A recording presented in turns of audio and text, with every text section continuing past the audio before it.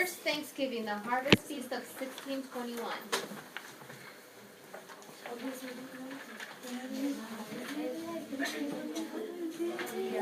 People, may I have your attention, please? People. Thank you for coming here today. As you know, we are here to rehearse our Thanksgiving play for Social Studies class.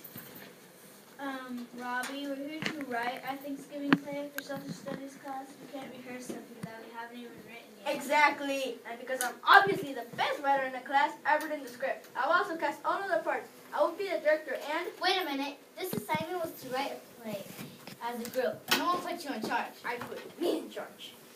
But the rest of us have been doing research for this project all week. That's great. If you understand your characters, it will make my job as director much easier. Here are your scripts. Each one has labels so you know who you are playing. Man, you're the narrator. Carlo, you get to be the king of the Indians. Do you read my story? Yeah, sure. He wasn't the king of India, he was a chief. A Native American chief is called a sachem. That's what our pastors are saying. Since the Pilgrims had kings in England, they might have called the sachem a king, but really a sachem wasn't royalty. He was a leader who worked alongside the rest of the tribe. Okay, well, Carlo, you get to be master sachem. Now let's get started. Robbie, it says here that... No more questions. I will take the questions at the end of the rehearsal. Places, people, places.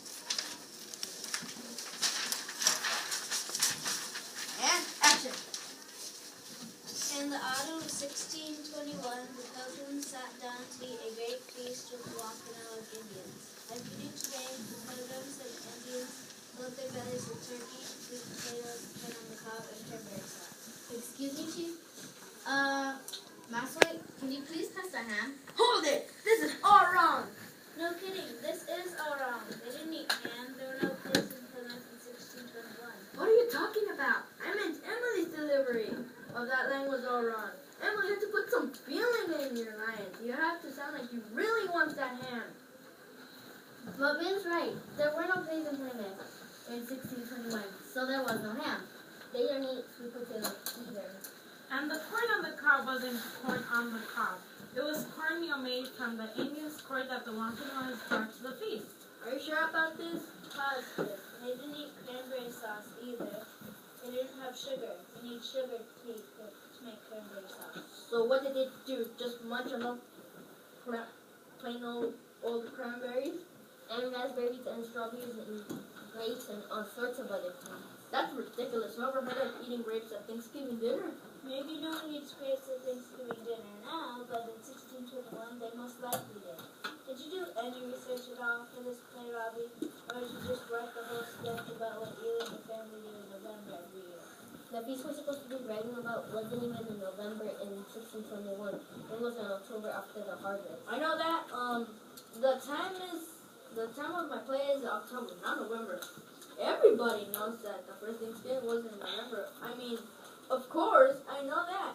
Now, can we just continue with the play? We have a lot of work to person to do, and sitting here yapping isn't going to get anything done. Places, people, places. And action. Thank you for inviting us to the wonderful dinner service. You have just arrived aboard the Mayflower to bring among us my people and I, pleased to you, peace and treaty as we are pleased to stay here and feast with you this one night for Thanksgiving Day. Oh, come on, Robbie. How could you get so many things wrong in one little line? I was about to ask Carlo the same thing. Carlo, you're our Massasoit, the chief in it. You have to speak like the leader, not a mouse. But the line, it's all wrong. First of all, the Pilgrims have been in Pilgrim here by a full year. They arrived in November of 1620 and the feast was in 1621. They didn't call it Thanksgiving dinner either. For the English, it wasn't even a celebration of faith. Of course it was. The Pilgrims were thankful for the peace treaty with the Wampanoag, so they invited them to dinner. Well, that's sort of correct. The English and the Wampanoag signed a peace treaty in April.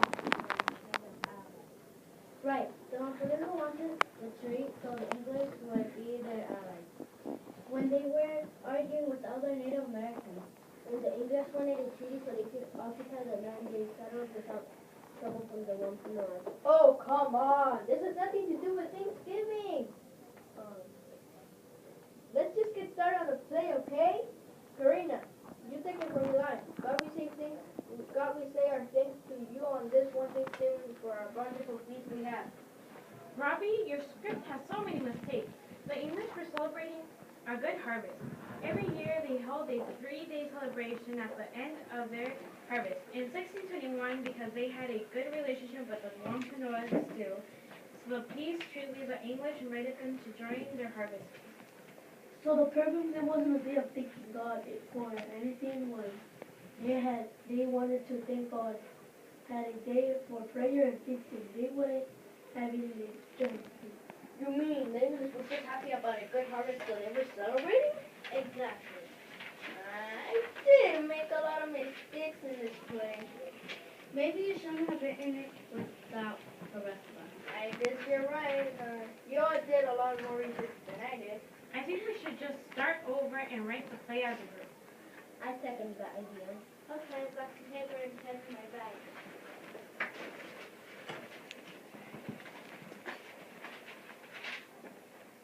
I think we should make a list of characters first.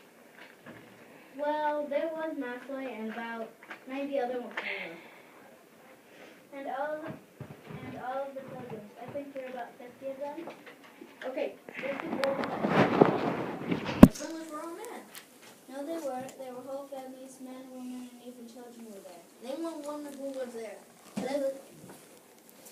Elizabeth Hopkins is there with her husband, 4 kids, and 2 servants. And Susanna White. Winslow was there. She was the first woman to get married in Plymouth. She married Edward Winslow, who was the first of the early governors of the Commonwealth. So we have about 50 Englishmen, women, and children, and about 90 Wampanoag. There aren't enough of us to get all of them. I like Robert's idea of having a narrator. We could use a narrator to explain how many people were there. That's a good idea. Then we wouldn't need 150 actors. Right, someone could play Maxwell. And someone should play Squanto. He wasn't mentioned in Robbie's play at all. Who was Squanto? His real name was Tim Squantum, but he was known as Squanto. He was a part of the Wampanoag tribe. He was kidnapped by the English when he was very young and taken to Spain to be sold as a slave. He escaped to England, where they taught him English and made him an interpreter for the Englishmen who explored the New World. He ended up traveling on the Mayflower back to his homeland. He helped people and pilgrims by negotiating a peace treaty between the two. We should add him to our task list. He played an important part in the celebration. Wait, hold everything. Don't add anything yet. I have the best idea. It is way better than my other play. Let's write about the second Thanksgiving. What? Everyone writes about the first Thanksgiving, which it turns out it wasn't even really a Thanksgiving anyway, but you never know here about the second Thanksgiving. I'll bet that in 1622 they had ham and sugar and all that stuff to have a feast that we have today. Except that they didn't have Thanksgiving until the end of the Revolutionary War. Karina, what are you talking about? Why wouldn't they have another harvest feast? Well, small groups might have had other harvest feasts, but there wasn't another big celebration until 1777. And even then, it was the only religion holiday. Different groups celebrated at different times. But in 1863, when Abraham Lincoln was president, there were 2 national celebrations of things. One was in August after the Union victory at Gettysburg. The other was in November. That was the first official celebration of what we now call Thanksgiving. Thanksgiving began during the Civil War? Right. Thanksgiving, Abraham Lincoln thought Americans were lucky to have strong harvest and prosper during the Civil War. He thought it was something everyone should be thankful for. So he wrote a Thanksgiving proclamation of 1863, which made the last Thursday of November a national holiday. This is incredible. I had no idea what we always call the first Thanksgiving. It wasn't really the first Thanksgiving at all. The first Thanksgiving, like what we celebrate today, really happened in 1863.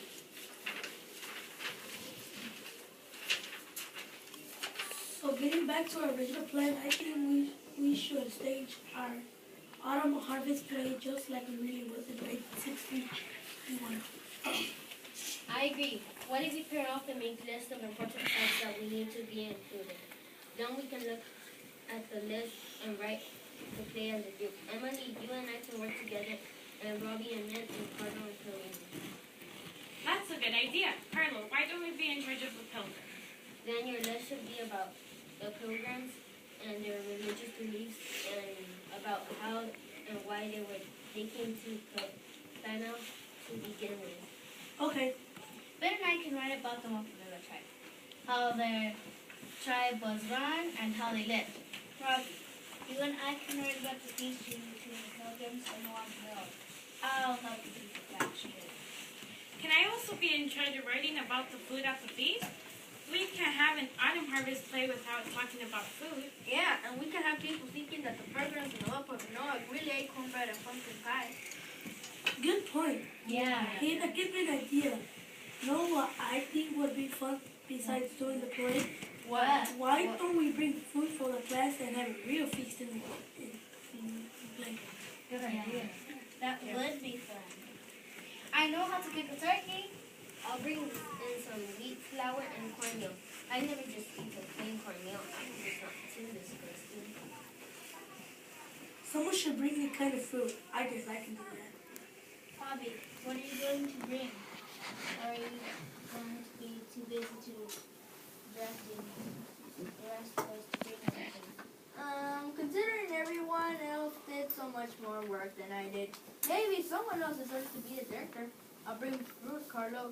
I can't wait to go home and tell my parents that we should serve grapes this year at Thanksgiving dinner.